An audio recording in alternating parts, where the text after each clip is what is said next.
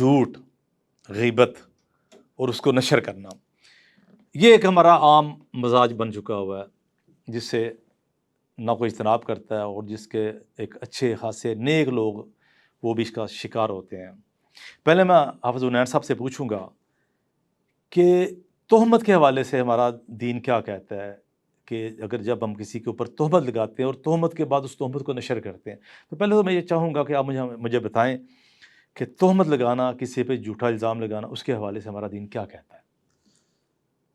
بسم اللہ الرحمن الرحیم۔ حقوق العباد کے اندر جو چیزیں بڑی ہی اہمیت کی حامل ہیں، ان میں جہاں یہ بات شامل ہے کہ انسان کسی کو جو ہے وہ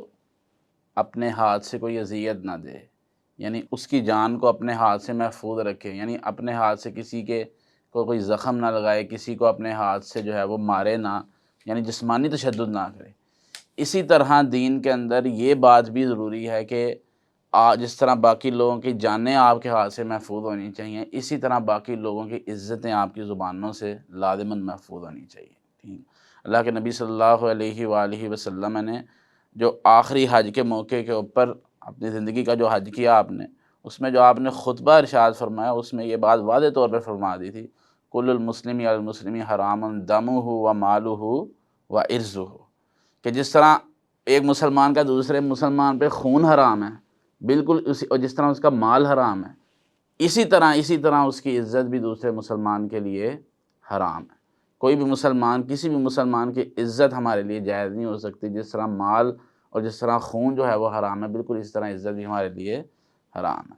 اور آپ نے اس عزت کی حرمت کو بھی حرم پاک کی حرمت کے ساتھ اور اس دن کی حرمت کے ساتھ، یوم عرفہ کی حرمت کے ساتھ تشبیہ دی، یعنی جس طرح یہ ایک حرمت والا دن اور حرمت والی جگہ ہے، اسی طرح مسلمان کی عزت جو ہے وہ بھی ایک حرمت والی چیز ہے، اور اس کا جو خیال رکھنا یہ انسان کے اوپر ضروری ہے۔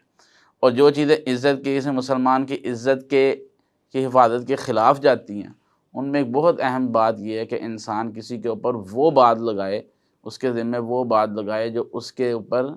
ہے ہی نہیں۔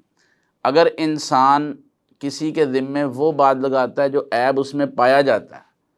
اور وہ عیب اس میں پایا جاتا ہے، اور انسان معاشرے میں اس کو اس لیے پھیلاتا ہے تاکہ لوگ اس کے خلاف ہو جائیں اور معاشرے میں اس کے خلاف یہ بدنام ہو جائیں، اللہ کے نبی صلی اللہ علیہ وسلم نے اس کے اوپر اتنی شدید وعید فرمائی کہ آپ نے فرمایا کہ 2 قبروں کے پاس آپ گزرے تو آپ نے فرمایا کہ وَمَا يُعَذَّبَانِ فِي كَبِيرٍ، یہ دونوں کسی بڑے گناہ کی وجہ سے عذاب میں مبتلا نہیں ہیں۔ اما احدهما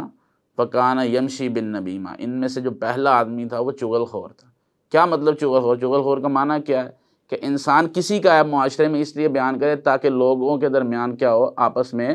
فساد پیدا ہو اور لوگ ایک دوسرے کے کیا ہو جائیں، خلاف ہو جائیں۔ تو اگر کسی کا عیب، ایسا عیب بیان کرنا جس میں لوگ معاشرے وہ اس میں پایا جائے، اگر وہ اس کا مقصد یہ ہو کہ لوگ اس کے خلاف ہو جائیں، وہ اتنا بڑا جرم ہے کہ اس کی وجہ سے عذاب قبر ہو رہا ہے۔ تو جو کسی کے اندر عیب پایا ہی نہیں جاتا، اس کی جو سنگینی ہوگی اس کا تو ہم تصور ہی نہیں کر سکتے۔ یقیناً وہ تو ایک الزام، وہ ایک بہت ہی جو ہے وہ سنگین معاملہ۔ اللہ کے نبی صلی اللہ علیہ وسلم نے صحابہ کی مجلس کے اندر مفلس اس انسان کو قرار دیا تھا جو قیامت والے دن آئے گا کہ اس حال میں کہ اس کے پاس بہت زیادہ نیکیاں ہوں گی،